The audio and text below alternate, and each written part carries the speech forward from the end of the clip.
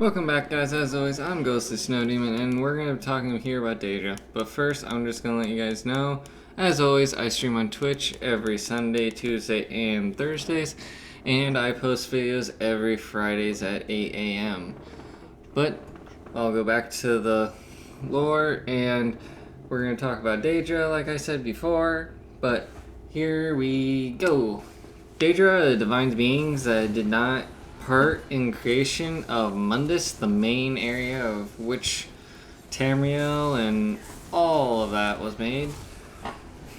They retained their full power in that because they didn't put it into the immortal realm, which is why you have to go to a different realm to get them. Daedric influence touches everyone on Tamriel. The word Deadra is an Aldmeri origin, and it means not our ancestors because they did not help create the world. As opposed to the word Aedra, which means our ancestors. The only plural form of Deadra is Deadra. So if you mean one Deadra, two Deadra, you still say Deadra. It is frequently used in this as a single, as I said. The proper singular form is Deydroth, but that more occurs to a singular species of the Deidra, as in Deidra has a species in general, but it has a bunch of subspecies down below, and Deydroth is one of the more known ones. Then there's the Winged Twilight, and then the Imps and all that, and not yada yada yada. Each one has their own different cultures and own myths that come with them. They are also referred to as demons, but that's kind of misleading as they have a penchant for extremes and therefore capable of tremendous acts of devastation, but different spheres make them apply to their power in different ways, as unlike demons do. Their infinite diversity makes speaking with them generally difficult, because some of them are just monsters, and some of them are quite intelligent. They often impossible to accurately label them as good or evil. Most ones you see are kind of an evil or just dicks in general. Deidra are beyond mortal comprehension, as mortals seem to be beyond Daedric comprehension. Daedras come in many forms. Undoubtedly, there are true Deidra, the greater Deidra, as Deidra Princess and Demi-Princess. I will get to that later. And highly intelligent Jamora, which is like the ones that actually speak to you and corrupt people. Then there are the lesser beings, known to be in the league of these greater powers, but whether each type constitutes actual Deidra is actually very unknown. A Daedra's physical can be ruined, but it cannot be truly killed. The soul will immensely come back. It's just like kill them, they disappear and sleep for a bit. Because they return to the void of oblivion until it manages to make its physical form again. So as a sense, like I said, they are sleeping until they can form themselves. Slain Daedroth are often said to have been banished or purged instead of being killed. To reflect this, it is not known that what happens to kill Deidra in Aetherius. It is actually suggested that they permanently die, and it's the actually only way to actually kill them. Who knew? Deidra are also great imitators, as their creation is described as mimicking things found in Nirn, and in an outlandish or even a corrupted way. So it's just like a demon possessing a person, but they actually can mimic instead of possessing. They are capable of creating seemingly indestructible and mighty Daedric armor and weaponry through dark rituals. Like in Skyrim, where you're the one way to make a sword or armor, you need a Daedric heart. The Daedric princes have also created several species of Deidra that resemble species found in Nirn. the beetles, scorpion, wasps, spiders, as for my last video, from Mephila's spiral skein and the crows from Nocturnal's Evergloom are the more noticeable examples of imitations of Nern species.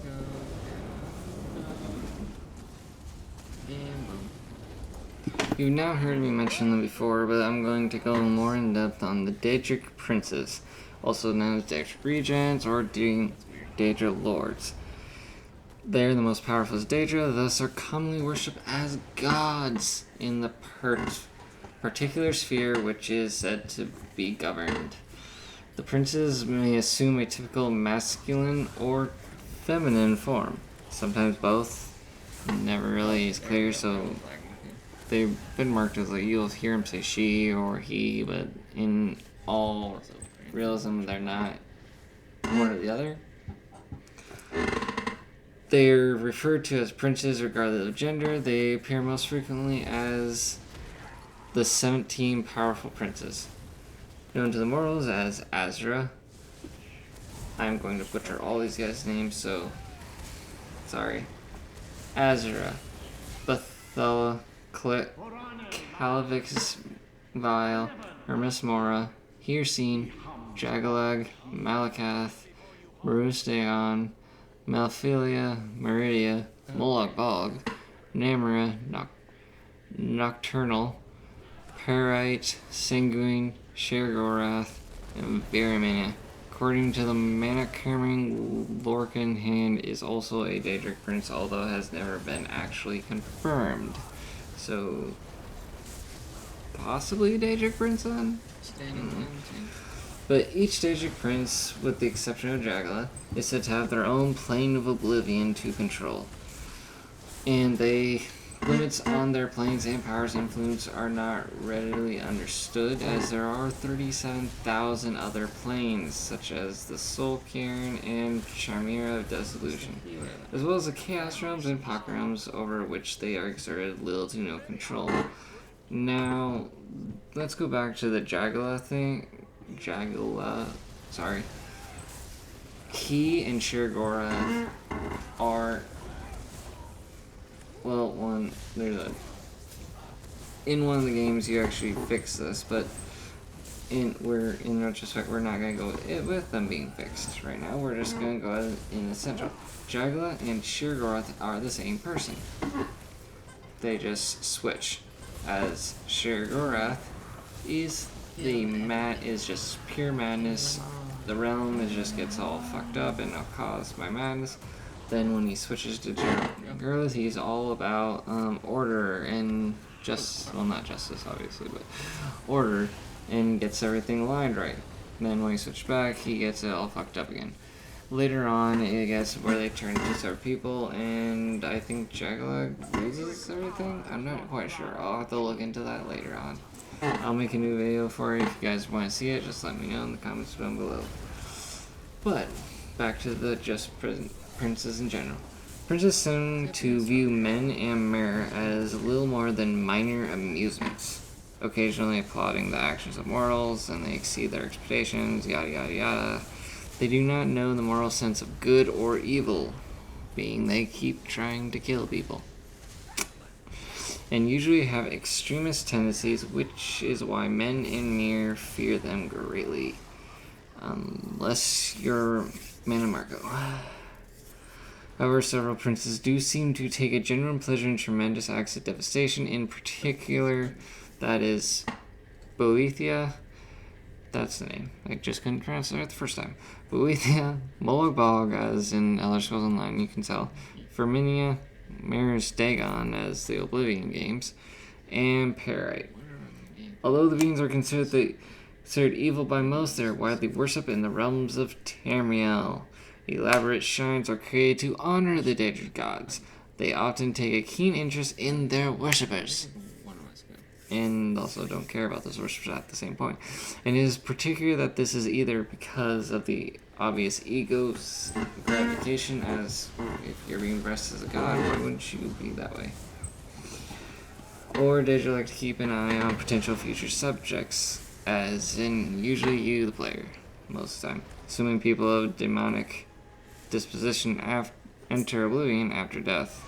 That is, there are many afterlife theories, as there are religions in the world. As like you go to, if you're Nord, you go to Sovngarde, sucked into a soul stone for a soul stone, like in Elder Scrolls Online. You go to the Cold Harbor, yada yada yada.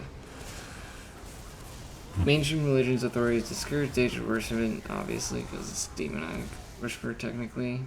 And they often mount witch hunting expedition to drive out Deidra worshippers from the local area. Unless you're a dark elf, because they kind of go, they have theirs that go against them. Like they have 3 gods already that they go against, but they have a particular kinship with